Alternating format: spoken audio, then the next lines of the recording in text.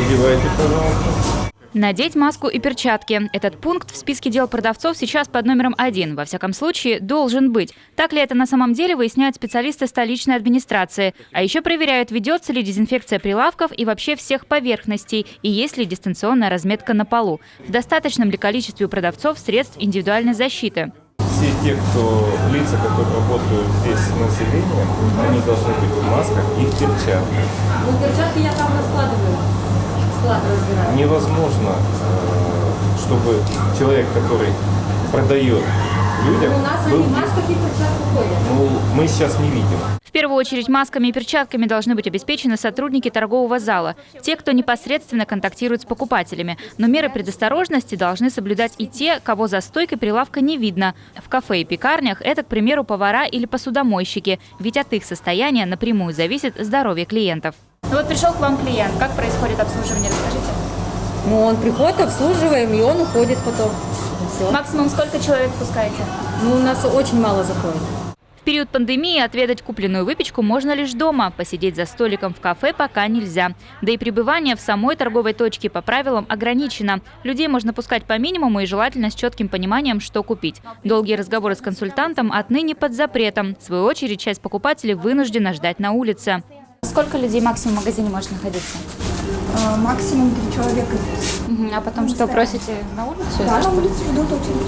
Магазины крупных торговых сетей предупреждают о масочном режиме прямо с порога. Каждому своему посетителю они напоминают об ответственности за личную безопасность. Стало очень мало народу. Ну, в частности, бабушки, они реже стали ходить. И дети, детей нету. В основном, такая категория 25, до 20, наверное, до 45-60, где-то вот в этом.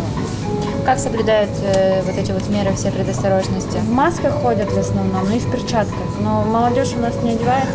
Некоторые магазины предоставляют маски клиентам совершенно бесплатно. Правда, такая возможность есть далеко не у всех предпринимателей.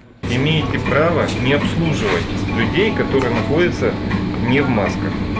То есть предупреждайте, пожалуйста, предупреждайте при заходе о том, что если не соблюдается масочный режим, то вы, в принципе, не обслужите этих клиентов. Регулярная санобработка полов, прилавков, тележек, окон и дверных ручек. А еще проветривание помещений по расписанию. К этому списку дел у некоторых сотрудников добавились еще обязанности – разгонять скопление людей у продуктовых полок. Социальную дистанцию нужно сохранять. Рейды в первую очередь с целью профилактики, выполнения требований указа главы Республики Коми, с целью того, чтобы люди все-таки соблюдали требования масочного режима. Конечно, мы не ставим с собой целью наказать в первую очередь. Однако при несоблюдении профилактики распространения коронавируса наказание все-таки может быть. Для физических лиц штраф от 1000 рублей, для юридических и вовсе от 30. Поэтому, чтобы не подводить ни себя, ни других, а главное не рисковать здоровьем, про средства защиты забывать категорически нельзя. Евгения Кладкевич, Павел Фетисов, телеканал Юрган, Сыктывкар.